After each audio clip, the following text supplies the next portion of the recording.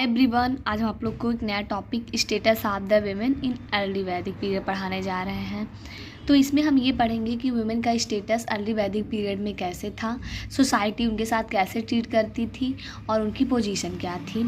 Social status, women enjoy a high and respective position in a society. They were consider a equal partner in a family life.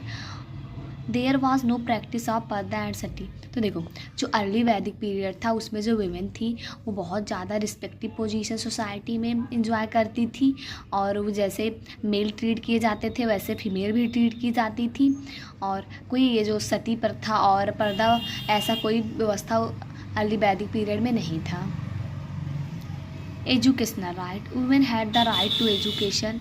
They study the Vedas and other scriptures.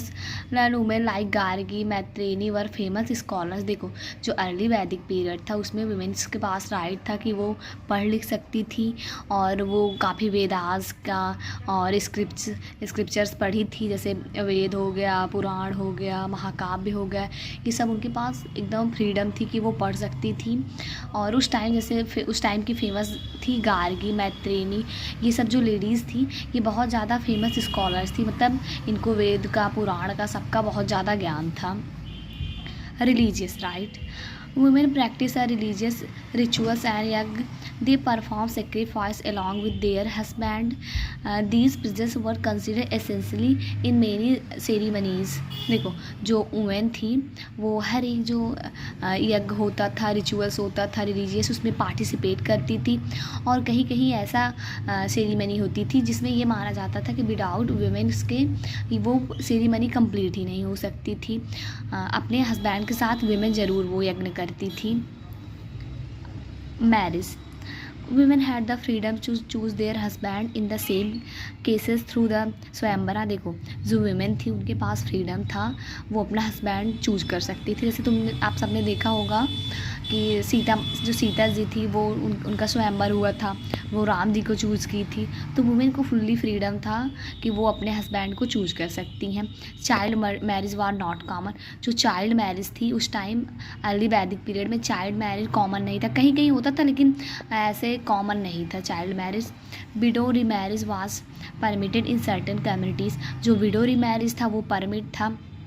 यानी कहीं ना कहीं देखा जाए जो early वैदिक period था वो आज के सिनेरियो की तरह था, उसमें वुमेन्स को सारे राइट्स थे, वो अपना मतलब अच्छे से सब कुछ राइट इंजॉय कर सकती थी। Property right, women could possess the stridhan, women के पास राइट था कि वो जो स्त्री धन है वो अपना पोजेस कर सकती हैं। स्त्री धन वो होता था जो वुमेन को उनके मैरिज के टाइम पे उनके रिलेटिव से मिलता था, तो वो उसको पोजेस कर सकती थी। Along with inherent right were limited, they enjoy some economics securities. देखो, जो इनहेरेंट राइट था वो तो लिमिटेड था, बट कहीं ना कहीं वुमेन्स के पास इनहेरेंट राइट भी था। Political and public life, women attain the assembly like sabha and samiti. In some cases they could express their view on the social and religious matter। जो women थी उस time, जैसे आज parliament और state legislature वगैरह नहीं है, उस टाइम सभा और समिति होती थी। जो women थी उसमें पार्टिसिपेट करती थी और अपना ओपिनियन देती थी सोशल और रिलीजियस मैटर पे, उनकी क्या व्यू है, उनके पास एकदम फ्रीडम था।